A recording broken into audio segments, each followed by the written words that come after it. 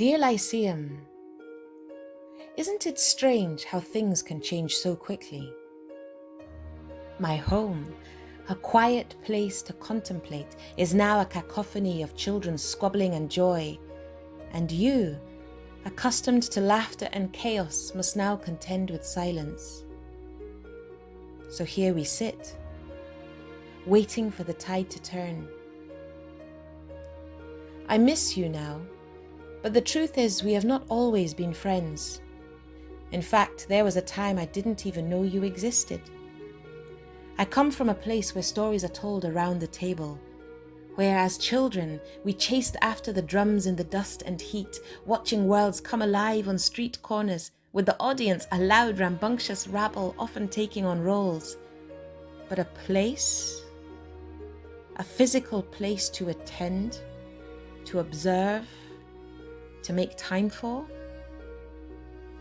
this was new to me. And for a long time, I didn't think you wanted me. I heard you speak once when I first arrived, but it was in a language I did not understand, or at least one I could not relate to.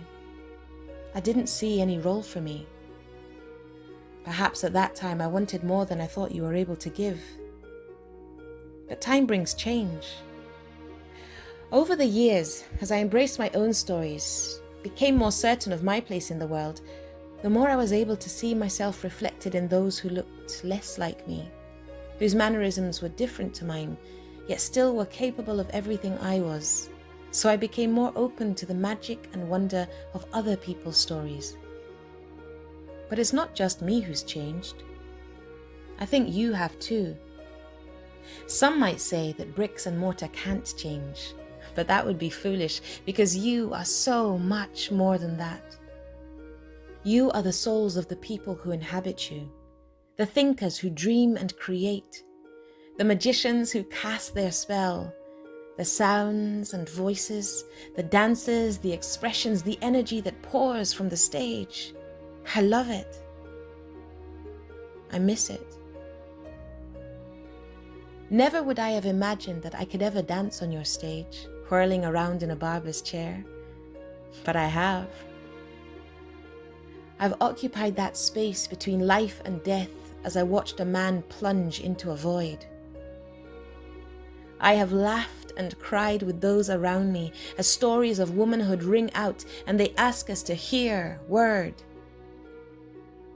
Now, I am just one of the thousands who have gazed up at your crystal chandelier, run my fingers over the gold, felt the tingle as the magic of a new world begins to reveal itself, sometimes even before the curtain is opened. Then you peel off layer after layer, holding up a mirror to myself.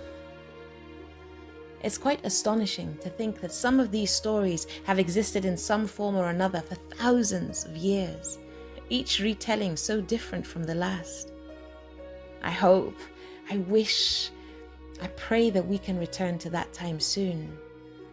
But not all change is quick.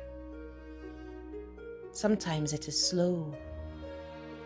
Sometimes time pushes gently, frustratingly so, and I see you straining for the power of new stories to be unleashed. But there are some in our city who have not marveled at the timelessness, the transcendent nature of story. Those who cannot comprehend the necessity of seeing stories play out from worlds they cannot imagine.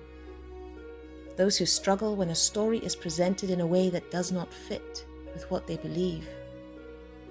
Those who believe their stories do not belong, do not matter, or that no one cares. Yet as our world changes, as our city changes, as we change, I'm sure that one day they will too. And long after I have gone, you, my friend, will still be here. The hopes, dreams, frustrations, anguish, desperation, and joy of humanity playing out on the palm of your hand. It's exciting.